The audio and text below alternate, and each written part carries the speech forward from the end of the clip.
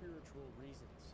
He was heavily drawn to spiritual pursuits. Still married for a very long time, I think. I'm not exactly sure. Didn't research that part. He sought religious fulfillment and a deeper connection with the divine. This led to Rasputin's religious awakening. In his late 20s, sources tend to vary in regard to his exact age. Rasputin experienced a profound religious conversion that dramatically altered the course of his life. He became dissatisfied with the spiritual offerings of his small village, and possibly influenced by the mystical traditions prevalent in Siberia at the time, he became increasingly drawn to asceticism and mysticism. Oh crap. The dark side. This inner transformation of Rasputin compelled him to leave and embark on extensive pilgrimages to some.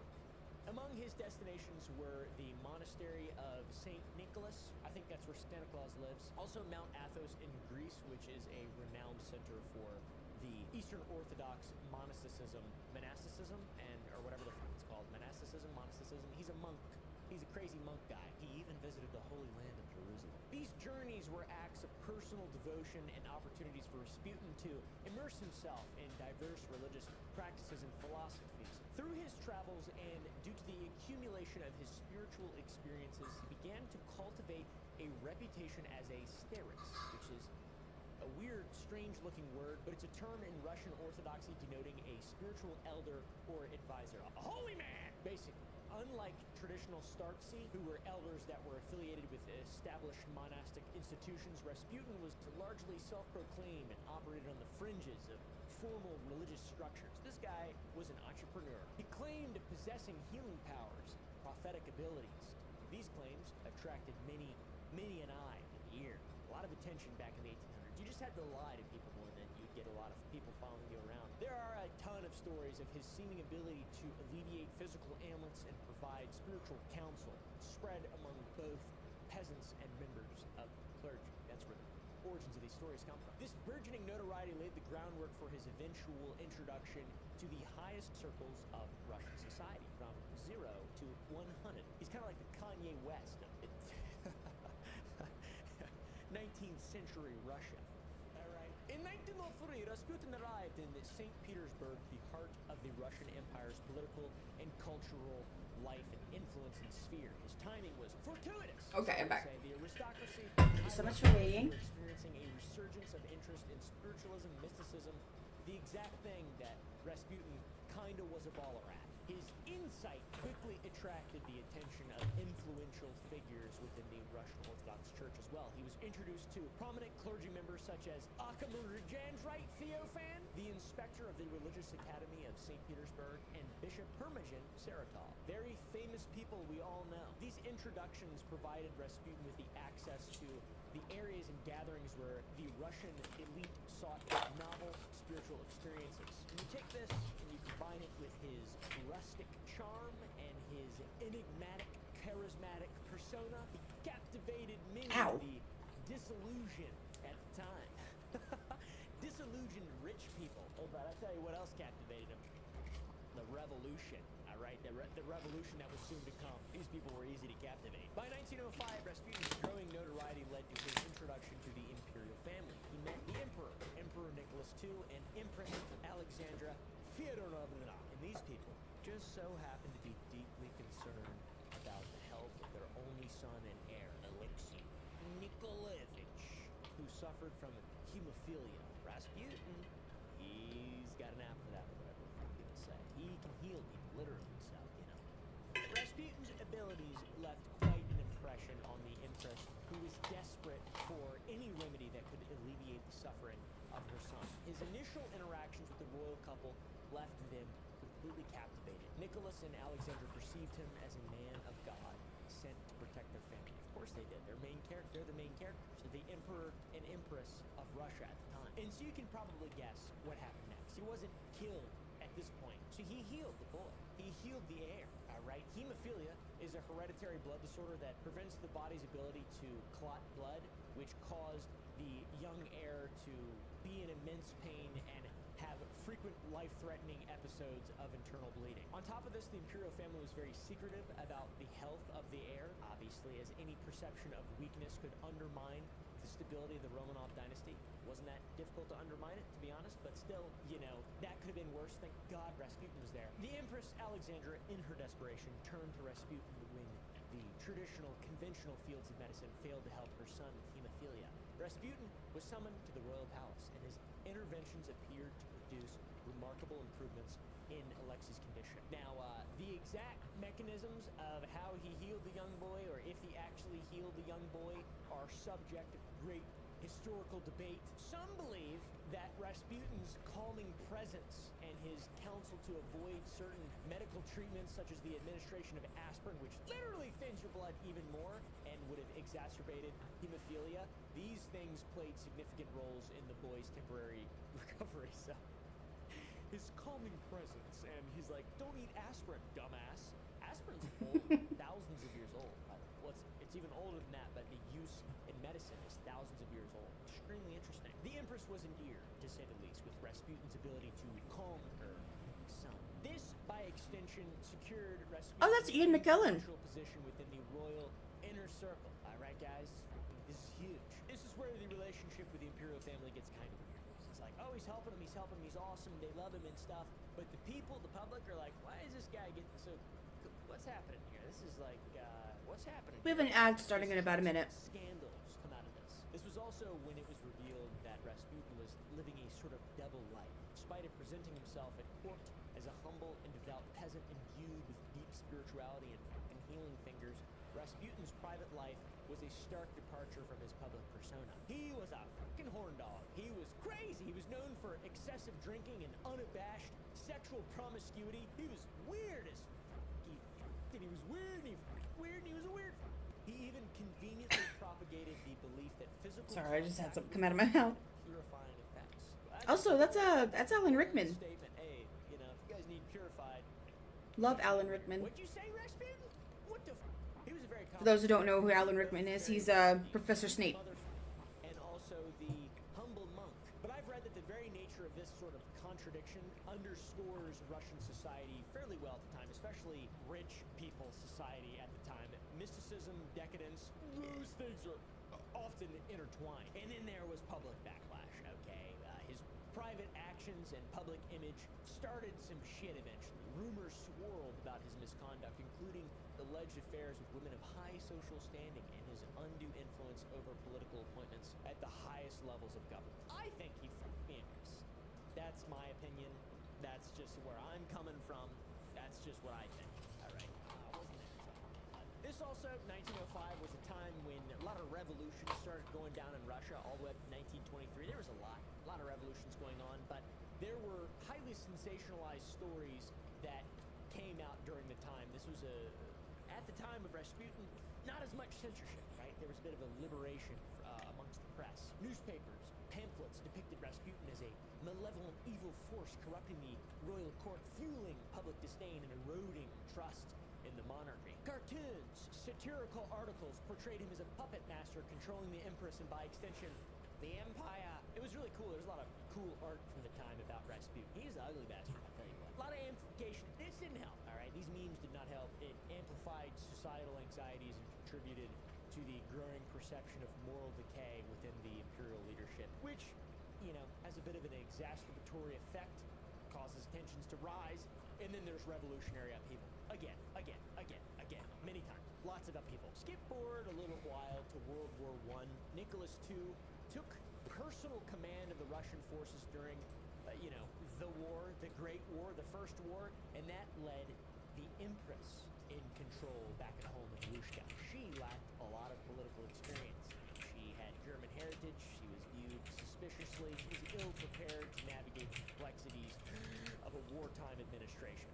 Rasputin, though, he was there. His influence over the Empress in this time intensified markedly. He was her closest advisor, conveniently. He offered guidance on a range of political matters, including the appointment and dismissal of high-ranking officials. He was fucking, bro. Are you kidding me? That's what it was. Some of Rasputin's recommendations weren't that good. They installed some folks who were incompetent or just corrupt. They were chosen for their loyalty to him rather than their ability to serve the nation, which is really funny and awesome. All this stuff masturbated heavily the gubernatorial inefficiency, the gubernatorial exacerbated governmental inefficiency. I was joking and then I was undoing the joke, trying to be smart. So yeah, not exactly a great guy, and a lot of people started to see him as a threat to Russian stability. Good, I say kill the bastard, why not? But a lot of nobles thought that his influence over the empress was undermining traditional institutions and leading the empire towards ruin. I think I had a stroke. People started saying, hey, Rasputin's actually a German agent deliberately sabotaging Russia's war efforts to aid the enemy and damaging everything that's happening back at home for the sake of Germany in World War I. That was a pretty damaging accusation. Plus, Alexandra's German origins.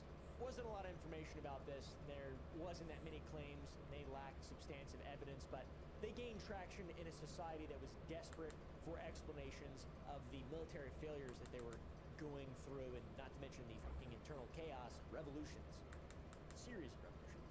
So, I need to look up mouths. a plot to assassinate Grigory Rasputin. It was orchestrated by prominent figures within the Russian aristocracy who believed that his influence over the imperial family was causing irreparable harm to the nation. Prince Felix, one of the wealthiest men in Russia, kind of a dickhead, to be honest. He really rained on the damn fun parade. He joined forces with Grand Duke Dmitry Pavlovich, a cousin of Nicholas II, and Vladimir Purishkevich, a conservative member of the Duma, which is the Russian parliament. Their objective was clear, and it was to eliminate Rasputin to save the monarchy from further scandal and restore public confidence in the government. I need to close those blinds real quick. Rasputin would weaken Alexandra's detrimental influence over state affairs and allow for competent leadership to take hold during a time of great crisis. It was pretty bad. And then he was murdered, all right? In 1916, the conspirators enacted their plan.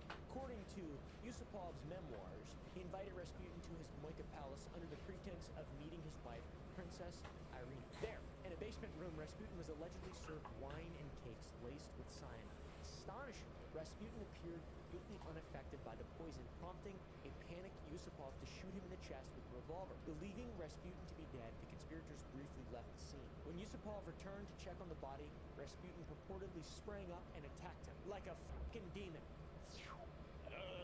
Just crazy, dude. I hate Rasputin. It's scary. That's the shit of nightmares. The other conspirators then shot Rasputin 2 more times. And then his body was wrapped, and then he was thrown into the icy Neva River. That's overkill.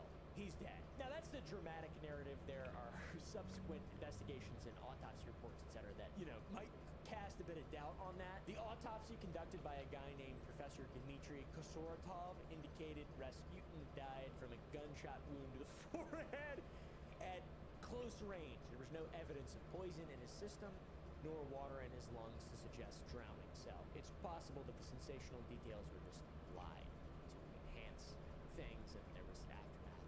Yeah, it was wild regardless. There he goes. Oh, look, he got a little boy. Oh, no, not anymore.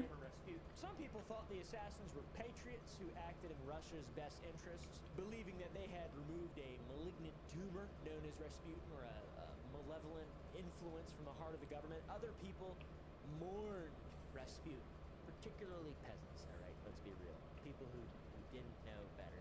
Let's be real. Let's be real here. The people who were betrayed by the elite also, there's a big disparity back in the day. So how did this guy get this far? I have no idea. But Nicholas II, when he learned about Rasputin's death, he reportedly lamented, "Now I have no one on whom..." I need a mouth from the bottom view. There's been some slight ones, but they're not like open or anything. And I need the view of the teeth from below. Oh, that's a good one. Not quite as low of an angle as I want. Legend, myth, what do you guys think? Anyways, thanks for watching this video. If you guys enjoyed, press the like button down below. If you want to see more shit like this, comment, go to the Gump.club and go to sour.gg to buy some candy. Touch my wiener. We're back with the Catch a Predator. Today we're checking out the Sneaky Predator. This is one of the classic old TCAP episodes. So, welcome. Check out Dane. If you're not subscribed to him, Buff Pro on YouTube, check out the Toasty Games channel. Yeah! I'm hiring your kids to bail this. No! And now let's watch the stuff.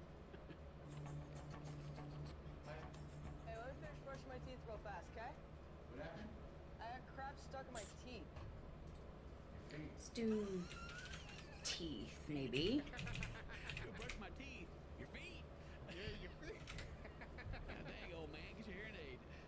Okay, that's a good one. Sort of. Good reason to be suspicious. Oh. It wasn't his first time down this path. Whoa, no. No, it wasn't his first time. I'm glad they caught him.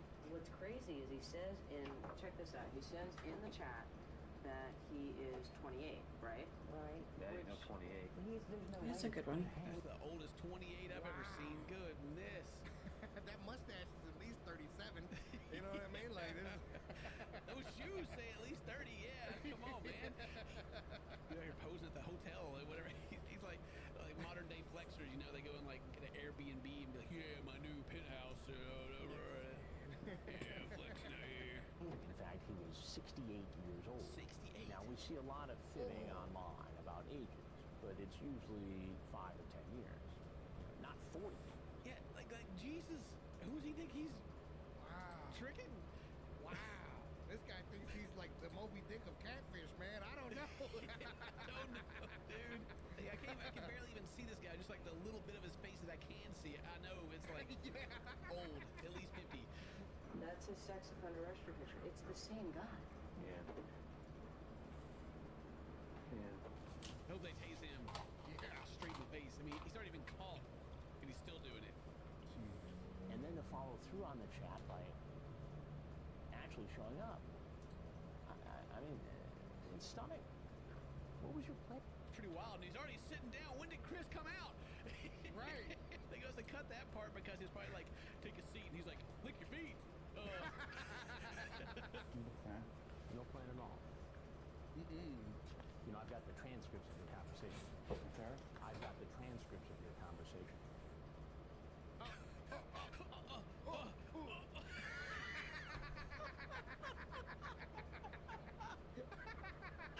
The power of Chris Hansen, man. It's If I get that old man a seizure right there. Oh Dude, my hit him God. with that old school anime surprise. What conclusion am I to draw from this? Just conversation that probably was offhanded. What it sounds like, Robert, is that It was a little offhanded, you know, just a little bit. Yeah, a little bit. Offhanded.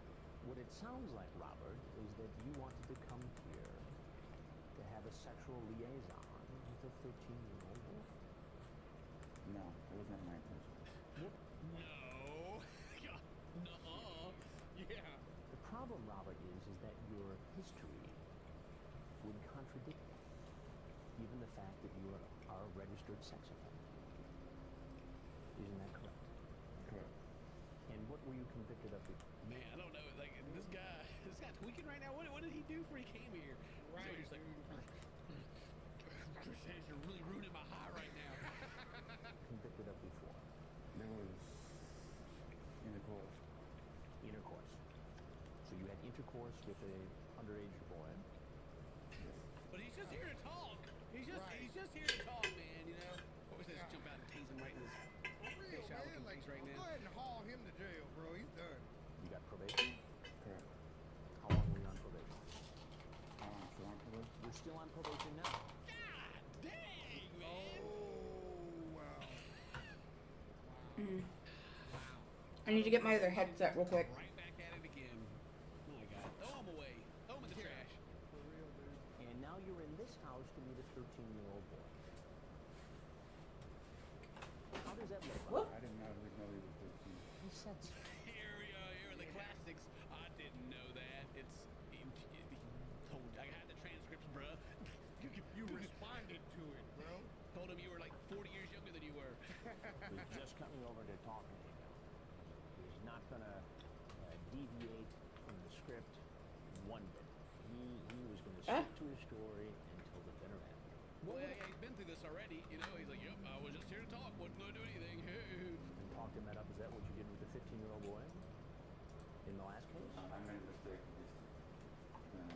And I didn't even know it was 15 coming. Hang on, it's gonna go silent real quick. What? You know how old he was either. It's crazy.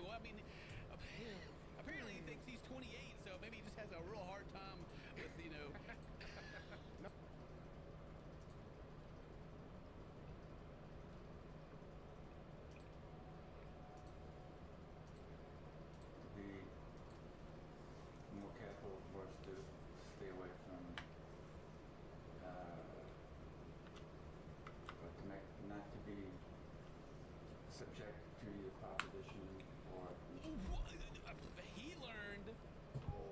They took advantage of him. He learned to be more careful, is what he said.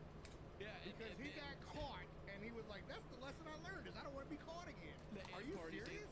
He learned to like resist the propositions or whatever. Like they're asking him or Yeah. Here we go. Yeah.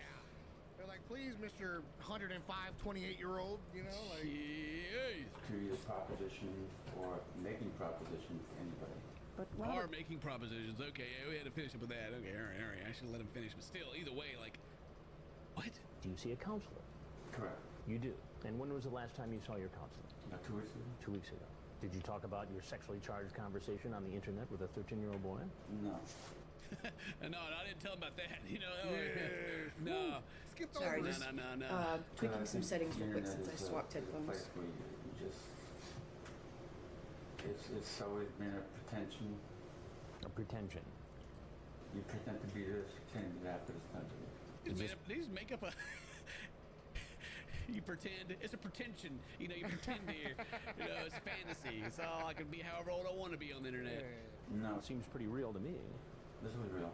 Yeah, it's real. You showing up here to be real. So what does that say about your ability to distinguish between what is pretend and what is real? There's a fine line between that. It's kind of a, Do you know what could happen? Chris over here, like, do you know? Are you in the real world right now, bro? Are you okay? Don't give him that out, Chris. Don't give him that out. What should happen to you?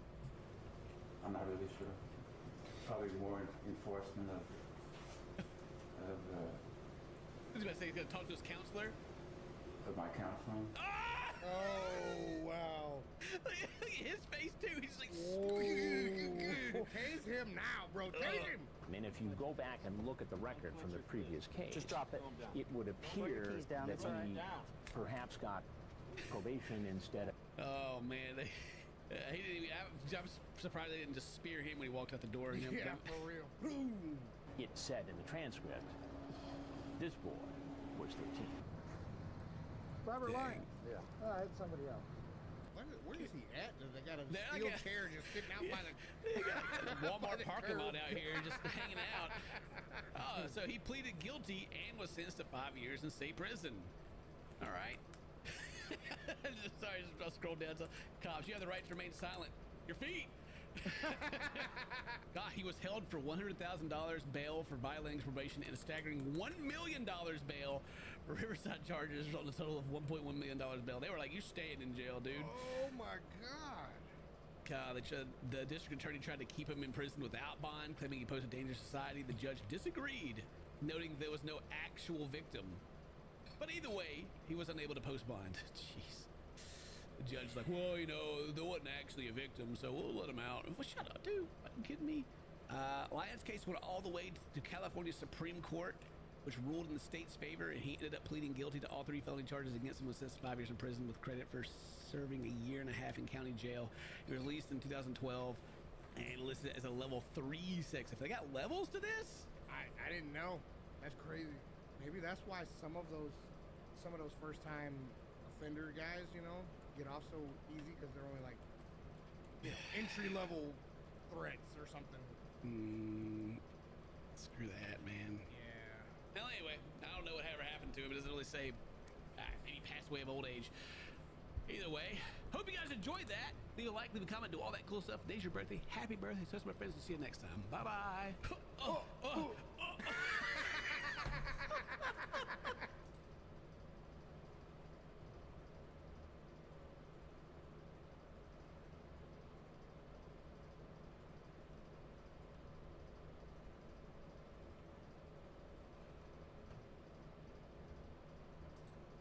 Tell us who you are. What makes you tick? Being a good mom is very important to me. A good wife and a good worker, and being all those things together is not easy. So I'm basically a ticking time bomb. I tried to find the human in Lori Vallow for this case, because that's what I do. I'm not content just hearing this evil woman killed her kids. I need to know why. And the Lori Vallow case is incredibly complicated. But the very first place that I found Lori to possibly be a human being was, in 2018, she was on her 4th marriage. Okay, I gotta say, Lori was a devout religious person, and she had no problem walking away from love and getting a divorce. This can be extremely frowned upon in the community, and so, to be honest, this shows that Lori is dedicated to her religion, but she is willing to do things righteously and walk away if it doesn't work out. But this also tells me Lori loves love, okay? You don't dive into 4 different marriages looking for fulfillment and happiness and trying to feel it all if you're not a person that loves love. Otherwise, you just sit back and remain non-committal. But she was trying, and I get that, because a lot of us, that's what we want. We're looking for a big love. But Lori wasn't just looking for a big love. All of her other relationships didn't work out for a couple of different reasons. You know, maybe they met at the wrong time, maybe it was an impulsive marriage, maybe they just kind of grew apart. But there was actually one underlying reason why Lori's marriages weren't working out. You remember I said before that she was a devout religious woman. Well, that was a big part of it. Lori Vallow was looking for a spiritual equal, a spiritual warrior of sorts. Somebody that could match her level of religious conviction. And she just wasn't finding it with her past husbands. I mean, it was like after the love kind of wore off and the general excitement, she was just left in a marriage with somebody that didn't love God as much as she did, and sometimes judged the way that she would talk about them. And then one day, in 2018, Lori gets invited to this religious conference in Utah with 2 of her friends. And that's when she sees him. There's this guy standing up front, he's talking about God and belief, and I mean, it's just beautiful, and he speaks with so much conviction. It's almost like there's this bright, white light surrounding him. And Lori knows, this is him. This is my spiritual equal. And not only that, but this man knows something. He knows something dark. The end of the world is coming, and only 144,000 of God's most loyal servants will be taken up into the kingdom. And he knows when it's happening, and he knows how to get there, and he will be exalted. And Lori, by God, she is coming with him.